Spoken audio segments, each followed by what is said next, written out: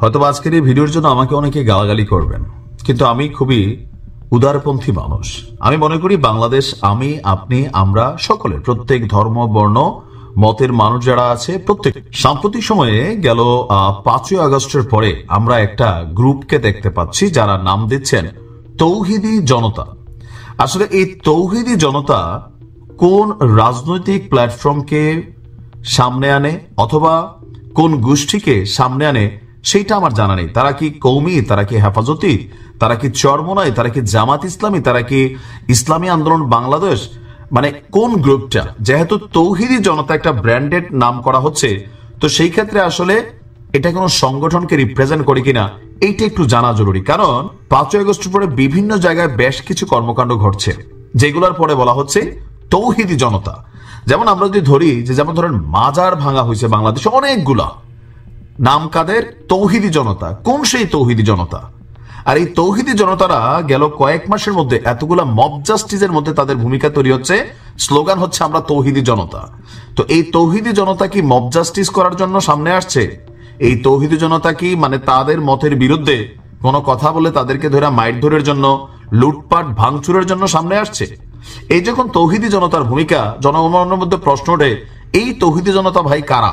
তাহলে এই তৌহিদি জনতার রিপ্রেজেন্টটা বর্তমান যে গণ অভ্যুত্থান পরবর্তী যে বাংলাদেশ, এই বাংলাদেশকে কি পজিটিভলি ভাইব্রেশন করছে নাকি নেগেটিভলি করছে?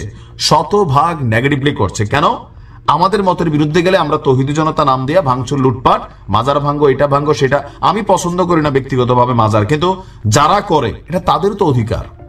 এরকম বিভিন্ন কর্মকাণ্ডে তৌহিদি জনতার ইস্যু যখন সামনে আসছে, তখন আমি ধন্যবাদ দিই আমাদের এই সরকারের মাস্টার মাইন্ড যিনি আছেন মাহফুজকে, তার একটা কথার কারণে। তিনি ফেসবুকে একটা পোস্ট দিয়েছিলেন, এরপর নানান মন্তব্য আসছে, তো তিনি আরেকটা পোস্ট করছেন যে যারা নিজেদের তৌহিদি জনতা পরিচয় দেন আপনাদের আমি সতর্ক করছি, হুমকি দিচ্ছি না কিন্তু সতর্ক করছি। তো কেন সতর্ক করছেন? গত 15 বছর নিপীড়ন সহ্য করে অভ্যুত্থানে ভূমিকা রেখে সকল নাগরিকদের মতোই আপনারা একটি জাতীয় সম্ভাবনা হাজির করেছেন, কিন্তু এই মব সংস্কৃতির কারণে তা ভুলণ্ঠিত হচ্ছে, মানে নষ্ট হচ্ছে। এক্ষেত্রে আপনাদেরকে এই সম্ভাবনাটা, মাহফুজ বলছে যে আপনাদের প্রতি ঘৃণা নেই, বরং বাংলাদেশের সকল নাগরিকদের মতোই আপনাদের প্রতি দরদ আছে, আলেমদের প্রতি সম্মান আছে। আমি নিজে বিশ্বাসী মুসলিম হিসাবে তৌহিদবাদী, কিন্তু কেউ তৌহিদের নামে উগ্রতা দেখালে সেটার আসন্ন পরিণতি সম্পর্কে সাবধান করা ও সুনাগরিক এবং দায়িত্বশীল ব্যক্তি হিসাবে আমার কর্তব্য মনে করছি। বাংলাদেশে এখন স্থিতিশীলতা দরকার। বিপ্লবী জনতা আর খণ্ড খণ্ড মব আলাদা জিনিস। উদ্দেশ্যবিহীন এসব মব সংস্কৃতির কারণে উপকৃত হচ্ছে শত্রুরা। রাষ্ট্রের অখণ্ডতা, নিরাপত্তা, শৃঙ্খলা রক্ষায় আমাদেরকে কঠোর হতে হবে। এই কঠোরতার হুঁশিয়ারি অপরাধীদের জন্য যারা তৌহিদি জনতার কথা বলে নিপীড়ন করছেন, নৈরাজ্য করছে। তো এখানে তিনি তার অনেক বক্তব্য লম্বাচূড়া করছেন। আমি আমার জায়গা থেকে এটা বলি আবারও, আমি মনে করি যে ভাই একজন মুসলিমের হাত থেকে আরেকজন মুসলিম নিরাপদ তো থাকবেই, অমুসলিমও নিরাপদ থাকবে, এটা ইসলামের সৌন্দর্য।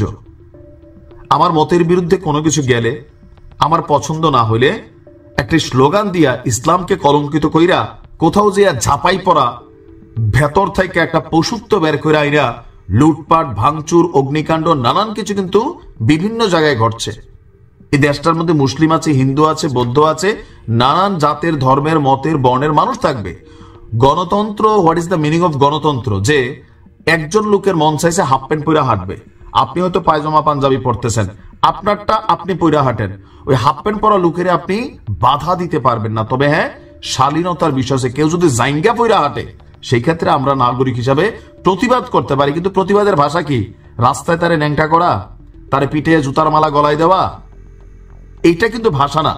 এটা যখন আপনি করছেন, আপনি আইনকে লঙ্ঘিত করছেন। একজন নারী সে পোশাক পরতে পারে, তার জিন্সের প্যান্ট পরতে মন চাইছে পরুক, স্কার্ট পরতে মন চাইছে পরুক। যদি মিনি স্কার্ট পরাইয়া রাম দেখাইয়া হাঁটে, আপনি সেই ক্ষেত্রে তারে ঘৃণা করতে পারেন, আইনের মাধ্যমে তার ব্যাপারে আপনি অভিযোগ জানাতে পারেন। কিন্তু রাস্তা দ্বারা করাইয়া একজন নারীকে হেনস্থা করা, সেটাও কিন্তু আপনার তৌহিদি জনতার দায়িত্ব না, ইমানি দায়িত্ব না। এতই যদি আমাদের এই দেশের মধ্যে ইমান থাকতো, দেশ বহুত আগে জান্নাতে চলে যাইতো। ব্যক্তি জীবনে আমরা সবাই চোর, বাটপার, ধান্দাবাজ, কিন্তু ফেসবুকে বা অন্য কোথাও কোথাও একটু ছোটখাটো ভুল ত্রুটি পাইলে পুরো ইমান এখানে আমরা ঝাঁপাই নিয়ে আসি। আমি মাহফুজকে ধন্যবাদ দেই। আর আপনাদেরকে বলি, এই তৌহিদি জনতা কারা, যদি আপনারা কোনো সংগঠন হন সামনে আসেন। একজন মুসলমান হিসাবে আমি তৌহিদে বিশ্বাস করি, সেটা আলাদা। আমি রাসূলে বিশ্বাস করি, সেটা আলাদা। আমার আকীদায় বিশ্বাস করি, সেটা আলাদা। কিন্তু ও যে তৌহিদি জনতা নাম দিয়ে যে একজনের বাড়ি ভাঙলাম, অন্যরা দেখে কি ভাবলো? সন্ত্রাসী এরা। এটাই তো ভাববে। ভালো কিছু মেসেজ যাবে ইন্টারন্যাশনালি, বিশ্বব্যাপী। এর উপরে অনেকে আমরা ইসলামের ড্রেসগুলারে ব্যবহার করতেছি, পাঞ্জাবি, টুপি। বহির্বিশ্ব কি দেখছে, বিধর্মীরা কি দেখছে, এগুলাকে কন্ট্রোল করা দরকার। শক্ত হাতে আইন আছে, সরকার আছে। আপনার কোনো অভিযোগ থাকলে আইনের কাছে যান। আপনারা আইন হাতে তুলে নেওয়ার অধিকার নাই। এগুলো শক্ত হাতে বন্ধ করতে হবে। ডক্টর ইউনূস নির্দেশ দিচ্ছেন, উপদেষ্টারা নির্দেশ দিচ্ছেন। আমরাও মনে করি আমাদের জায়গা থেকে সচেতন হতে হবে, না তো এই খেলা আপনার উপর ফিরে আসবে, মনে রাখেন। তখন আর এই তৌহিদি জনতা বইলা মানুষের কাছে সিম্পেথি পাওয়া যাবে না।